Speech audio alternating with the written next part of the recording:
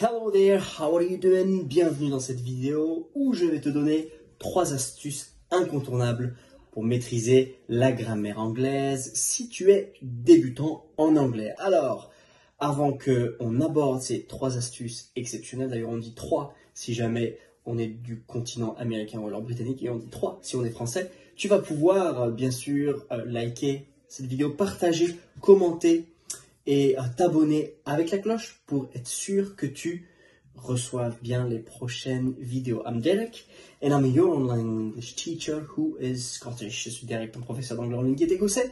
Mais avant qu'on aille un peu plus loin, on va mettre le jingle. Let's go!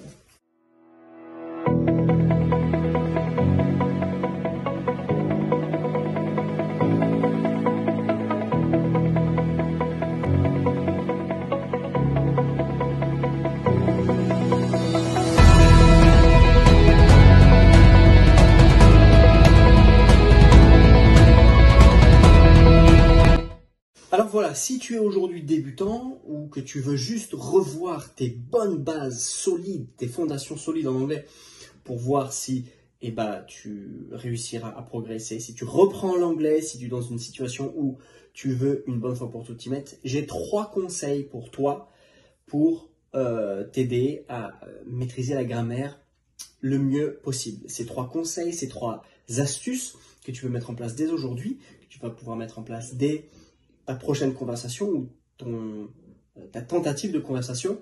Et ça concerne à la fois la conjugaison, à la fois les adjectifs, à la fois les noms. Tu vas voir. Alors le premier conseil que j'aimerais te donner, ou le premier, ça dépend comment, c'est en ce qui concerne les verbes.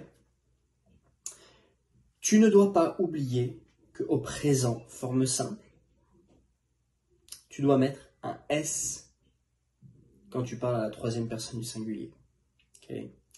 C'est un réflexe à avoir qui va faire mal à l'oreille s'il est oublié, qui va faire mal à l'œil s'il est oublié en lecture, mal à l'oreille s'il est oublié lors d'une conversation.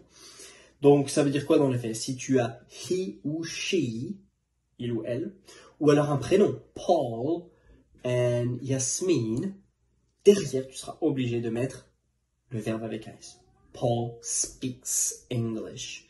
Yasmin or she comes from France. Tu vois que c'est quelque chose à ne pas oublier. Maintenant, tu peux aussi avoir un objet comme un téléphone. Dans ce cas-là, ça ne sera pas he ou she, ce sera it. It's broken. It is. Bon, là, c'est it is. C'est normal, c'est le verbe être, mais it works fine. Cela fonctionne. Donc, ton verbe doit prendre le S. C'est, on va dire, le seul changement à connaître dans la grammaire anglaise. En fait, vu comme ça te permettra de ne plus l'oublier.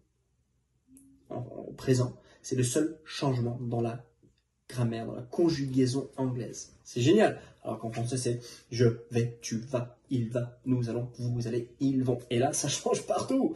Ben, en anglais, il y a juste à mettre le S à il, elle, ou alors it pour un objet. Deuxièmement, c'est de ne pas oublier que l'adjectif, en général, va se placer avant le nom. Alors qu'en français, il se place après. Okay? The blue car. The blue car. Blue étant l'adjectif, car étant le nom. Et ben en français, ça va être la voiture bleue. Bleu va venir derrière. Donc, première chose, c'est en général, parce qu'il y a certaines exceptions, mais il faut savoir ça, l'adjectif va se passer avant le nom. Et deuxièmement, l'adjectif est invariable. Si jamais j'ai 2 voitures bleues, blue ne va pas devenir blues. Okay? C'est invariable. Donc, the 2 blue cars. Alors qu'en français, les 2 voitures, S, bleu, S aussi va être là. Donc, invariable, et ça se place avant. Donc, on inverse l'ordre, et on ne met pas de S à l'adjectif. Number 3. Alors, rappelle-toi que l'apostrophe S a plusieurs significations. L'apostrophe S peut avoir 3 significations, du moins de ce que je peux penser maintenant. D'ailleurs, mets en commentaire s'il y en a une 4e, je pense pas. Number 1, c'est quand c'est le verbe être. He is working. Il est en train de travailler. He is working. Apostrophe S, ça peut donc être. Mais l'apostrophe S, ça peut aussi être has. He has been. He has been to France. He has been. On contracte He, apostrophe S, he's been to France.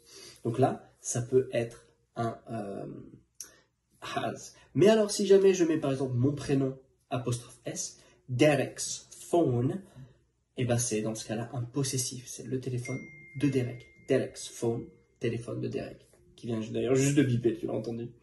Donc voilà, 3 règles à ne pas oublier. 1, c'est le S à la troisième personne du singulier uniquement au présent. Number 2, c'est ton adjectif qui se place avant et qui est invariable. Number 3, c'est simplement l'apostrophe S qui peut être soit is, soit has, soit un possessif, c'est à moi. Voilà, est-ce que c'est clair? Dis-moi en commentaire si tu as des questions. J'espère que ça t'a aidé.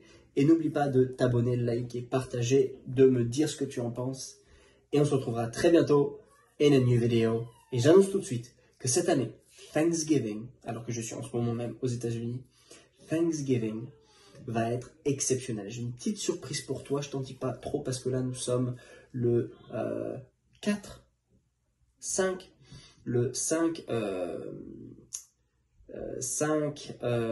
octobre et dans quelques semaines je vais te dire quelque chose d'exceptionnel là-dessus. Alors, have a great day, great morning, great afternoon and I'll speak to you soon. Bye bye.